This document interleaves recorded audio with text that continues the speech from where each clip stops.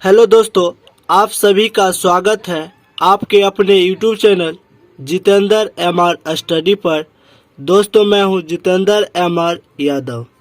आज हम लोग अनुपात एवं समानुपात यानी रेशियो एंड प्रोपोर्शन का पार्ट 14 देखेंगे। अगर आप पार्ट 13 तक नहीं देखे हैं तो डिस्क्रिप्शन में लिंक दिया गया है, आप वहां जाकर देख सकते हैं। एकदम बेसिक से बताया गया है, जीरो से हीरो आपको बना देंगे अनुपात एवं समानुपात में। तो आप जाकर देखिए, डिस्क्रिप्शन में लिंक दिया गया है। आइए तो आज हम लोग कुछ क्वेश्चन करते हैं। किसी तार का प्रतिरोध उसकी लंबाई के अनुक्रमानुपाती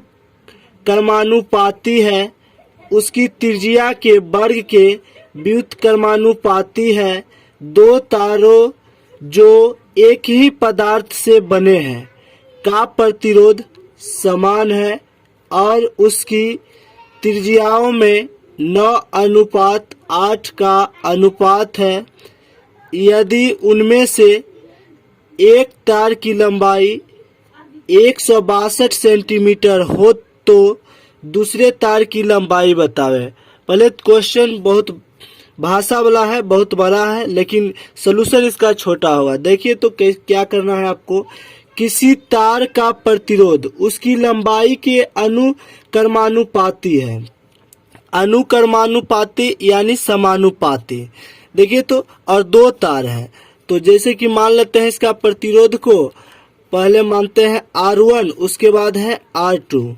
दो प्रतिरोध है, दो तार है और दोनों आपस में बराबर है, प्रश्न में कहा गया है। उसके बाद दो त्रिज्या भी दिया हुआ है, तो त्रिज्या को देखिए तो यहाँ लिखते हैं। जैसे यहाँ त्रिज्या का मान दिया हुआ है R1 अनुपात R2।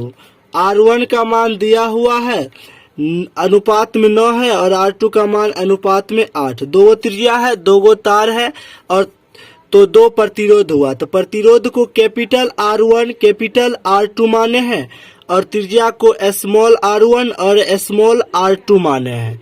यहाँ बराबर क्यों दिए? तो दोनों प्रतिरोध आपस में समान है या बराबर है। और प्रश्न में कहा गया किसी तार का प्रतिरोध उसकी लंबाई के अनुक्रमानुपाती है। जैसे देखिए तो R1 बराबर अनुक्रमानुपाती यानी समानुपाती का चिन्ह दिए है, समानुपाती दोनों बराबर बात है। अब देखिए तो उसकी लंबाई के अनुक्रमानुपाती है, तो लंबाई और उसके बाद उसकी त्रिज्या के वर्ग के, उसके त्रिज्या के वर्ग के व्युत्क्रमानुपाती। व्युत्क्रम अनुपाती मतलब होता है उल्टा, यानी बट्टा में होना चाहिए, तो बट्टा में यहाँ देखिए तो R1 का स्क्वायर। क्वेश्चन में कहा गया उसकी त्रिज्या के वर्ग के, तो वर्ग कर दिए, त्रिज्या के वर्ग कर दिए हैं। उसके बाद व्युत्क्रमानुपाती है तो नीचे में दे दिए हैं। उसके बाद आपको क्या करना है, जैसे यहाँ R1 है और अनुक्रमानुपाती यानी समानुपाती, उसी को आप बराबर में भी लिख सकते हैं, तो L1 बटा R1 का स्क्वायर। अच्छा देखिए तो यहाँ प्रतिरोध 1 का निकाला है, तो प्रतिरोध 2 का भी तो सेम होगा, तो आप यहाँ लिख सकते हैं R2 समानुपाती L2 बटा R2 का होल स्क्वायर। देखिए तो फिर लिखेंगे इसको R2 बराबर L2, उसके बाद त्रिज्या 2 यानी त्रिज्या, एगो त्रिज्या 1 है, एगो त्रिज्या 2 लिख दिए हैं, तो यानी त्रिज्या 2 का ही स्क्वायर हो जाएगा। उसके बाद आपको क्या करना है, दिया हुआ है कि दोनों का प्रतिरोध जो है बराबर है, तो यहाँ देखिए तो लिखते हैं R1 बराबर R2। दोनों का प्रतिरोध बराबर कर दिए, समान है। अब आपको क्या करना है, R1 बराबर लिख सकते हैं L1 बटा R1 का होल स्क्वायर, तो यहाँ लिखते हैं L1 बटा R1 का स्क्वायर बराबर में R2 बराबर लिख सकते हैं L2 बटा में R2 का होल स्क्वायर। अब आपको क्या करना है, जैसे देखिए तो यहाँ मान दिया हुआ है L1 यानी दिया हुआ है यदि उनमें से एक तार की लंबाई 162 है, तो 162 दे दिए L1 का, और R1 का मान दिया हुआ है 9, तो यहाँ 9 का स्क्वायर करेंगे लिख देते हैं 9 का स्क्वायर। उसके बाद देखिए तो L2 का मान निकालना है और R2 का मान दिया हुआ है 8, तो यहाँ 8 का स्क्वायर। अब देखिए तो 162 और 9 का स्क्वायर हो जाता है 81। यहाँ हो गया L2 और 8 का स्क्वायर हो जाएगा 64। उसके बाद आपको क्या करना है, देखिए तो जैसे 81 गुना करते हैं तो 162 हो जाएगा और उसके बाद क्रॉस गुना कीजिए, यहाँ नहीं कुछ तो एक को L2 से गुना करेंगे तो यहाँ L2 हो जाएगा और 2 गुना 64 डेट इज 128 सेंटीमीटर हो जाएगा, जो कि ऑप्शन नंबर ए में दिया हुआ है। तो दूसरे तार की लंबाई जो है 128 सेंटीमीटर हो गया, जो कि ऑप्शन नंबर ए में दिया हुआ है। नेक्स्ट क्वेश्चन देखिए तो एक निश्चित संख्या में कुछ आदमी और उनके कुत्ते रेलगाड़ी से यात्रा कर रहे हैं। आदमी और कुत्तों का अनुपात 5:2 है।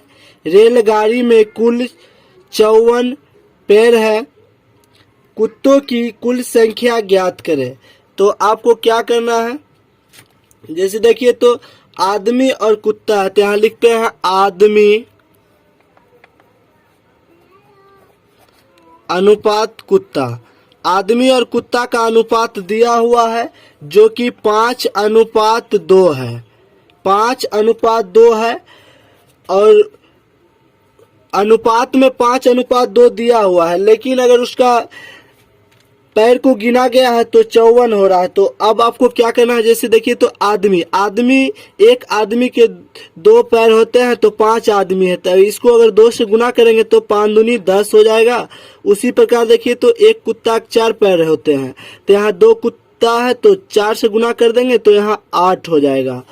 तो अनुपात में दिया हुआ है 2 और 5, ऐसा रियल में नहीं दिया हुआ है कि जो 2 कुत्ता है और 5 आदमी है।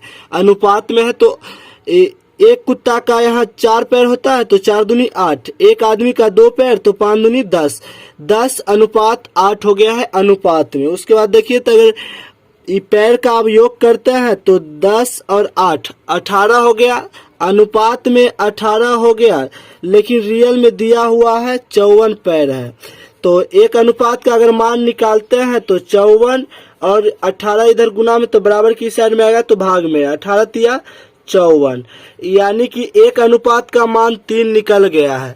तो अब आपको क्या करना है, कोई प्रश्न में कहा गया है कुल संख्या ज्ञात करें, कुत्तों की कुल संख्या ज्ञात करें। तो एक अनुपात का मान 3 है तो कुत्तों की संख्या बताना है। तो आपको ऐसा नहीं कि 8 गुना 3 कर देना है तो ये पैर की संख्या निकल जाएगा, कुत्तों की कुल संख्या बताना है। तो यहाँ अनुपात में 2 दिया हुआ था, एक अनुपात के मान 3, तो 2 अनुपात के मान तो 2 गुना 3 तो 6 हो जाएगा, 2 गुना 3 तो 6, यानी कुल कुत्तों की संख्या कितना हो गया तो 6 हो गया, जो कि ऑप्शन नंबर डी में दिया हुआ है। यहाँ से भी आप निकाल सकते हैं, जैसे देखिए तो एक अनुपात का मान 3 तो यहाँ 8 अनुपात का मान निकालते हैं तो 8 गुना 3 तो यहाँ 24 हो जाएगा, लेकिन ये 24 कुल संख्या नहीं है, यहाँ पैर की अनुपात है और ये संख्या का अनुपात है। तो संख्या से डायरेक्ट निकाले तो 6 हो गया, अगर यहाँ पैर से निकाले हैं तो 8 गुना 3 तो 24। तो अब आप समझिए एक कुत्ता को 4 पैर होता है तो 4 से अगर भाग देंगे 24 में तो 6 हो जाएगा, जो कि ऑप्शन नंबर डी में दिया हुआ है। नेक्स्ट क्वेश्चन देखिए तो 2 अनुपूरक कोणों का अनुपात 4:5 है, तो दोनों कोणों के योगों का उनके अंतर से अनुपात क्या है। तो आपको क्या करना है, अंतर से अनुपात ज्ञात कीजिए। तो देखिए तो लिखते हैं पहली संख्या और दूसरी संख्या नहीं है कोण है, पहली कोण और दूसरी कोण, अनुपूरक कोण है तो पहली अनुपूरक कोण और दूसरी अनुपूरक कोण का अनुपात दिया हुआ है 4:5, तो 4:5 लिख लिए हैं। उसके बाद आपको क्या करना है, प्रश्न में कहा गया है योग करना है, तो पहले योग करते हैं। देखिए तो योग करेंगे तो 4 और 5 को जोड़ते हैं तो अनुपात में यहाँ 9 हो जाएगा, और योग करने के बाद बोला है उनके अंतर भी करना है, तो अंतर कीजिए। तो देखिए तो अंतर करते हैं तो 5 में से अगर 4 को घटाते हैं तो अनुपात में 1 हो जाता है। उसके बाद अब प्रश्न में क्या कहा गया है कि जो दोनों कोनों के योग का उनके अंतर से अनुपात ज्ञात कीजिए। अंतर से, तो अनुपात बराबर आप लिखिए, तो अनुपात बराबर अंतर से, तो पहले अंतर को लिखना है, तो अंतर तो यहाँ अनुपात में 1 आया है, तो यहाँ लिखेंगे 1, उसके बाद योग लिखना है, तो अनुपात में यहाँ 9 है, तो यही हो जाएगा अनुपात बराबर 1:9, जो कि ऑप्शन नंबर ए में दिया हुआ है। नेक्स्ट क्वेश्चन देखिए, तो यदि एक त्रिभुज की सभी भुजाओं की लंबाई का अनुपात 2:3:4 तथा इसका परिमाप 63 सेंटीमीटर, तो सबसे बड़ी भुजाओं की लंबाई ज्ञात करना है। तो आपको क्या करना है, जैसे देखिए त्रिभुज में 3 भुजाएं, 3 शीर्ष और 3 कोण होते हैं, तो यहाँ दिया हुआ है तीनों भुजाओं की लंबाई, तो यहाँ लिखते हैं, देखिए तो पहली भुजा, दूसरी भुजा, उसके बाद तीसरी भुजा, तीनों लिख दिए हैं। उसके बाद इसका अनुपात भी दिया हुआ है 2:3:4 दिया हुआ है, 2:3:4, और परिमाप दे दिया है 63 सेंटीमीटर। तो सबका पहले आप योग कर लीजिए। योग अगर करते हैं तो यहाँ हो जाता है 4 3 7 7 2 9, अनुपात में 9 हुआ, लेकिन रियल में देखते, रियल में मान दिया हुआ है 63, तो एक अनुपात का अगर मान निकालते हैं तो 63 इधर 9 गुना में, तो बराबर की इस साइड आएगा, तो भाग में 9 सत्ते 63, 9 से 63 में भाग देंगे तो 7 बार में लगा, यानी एक अनुपात का मान 7। तो प्रश्न में कहा गया है सबसे बड़ी भुजा की लंबाई, सबसे बड़ी भुजा जो है यहाँ 4, अनुपात में 4 है, और सबसे छोटी 2 है, तो सबसे बड़ी का पूछा गया है, तो सबसे बड़ी अनुपात में 4 है, एक अनुपात का मान 7, तो 4 अनुपात का मान निकालेंगे, तो 4 गुना 7, तो यहाँ 28 हो जाएगा, 7 चौक 28, तो 28 सेंटीमीटर हो जाएगा, जो कि ऑप्शन नंबर बी में दिया हुआ है।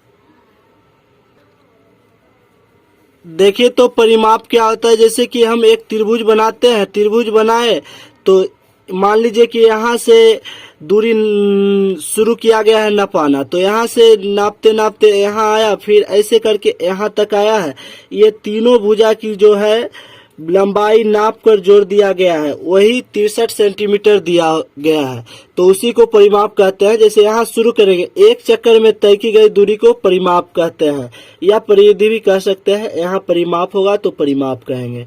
एक चक्कर यहाँ शुरू किए, ऐसे आए, ऐसे करके यहाँ पहुंच गए, तो इसी को परिमाप कहेंगे। इसी को तीनों को जोड़ दिया गया है तो 63 पुर गया है, और इसी को भुजा में दिया गया है तो 2:3